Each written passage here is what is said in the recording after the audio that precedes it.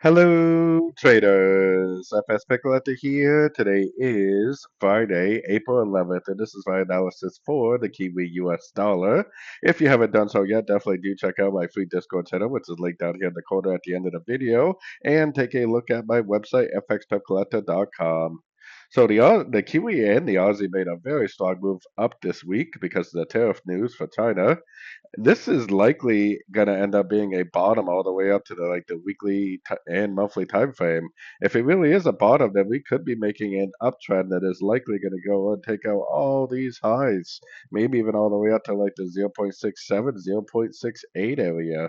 So we may be in the midst of a really, really big turn. If it goes up and breaks these highs right here, I think it will prove that that higher time frame has really turned.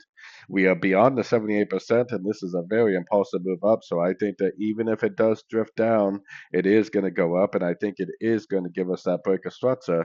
So I would definitely be still recommending longs. And if you didn't have your Fibonacci retracement on this whole move down, like I recommended, and you were watching your fib levels and you never saw a break of structure at a fib level because it just made a higher low, higher low, higher low, higher low, higher low, there's no reason to ever even remotely think about going short when you see that price never broke structure to the downside at a Fibonacci level.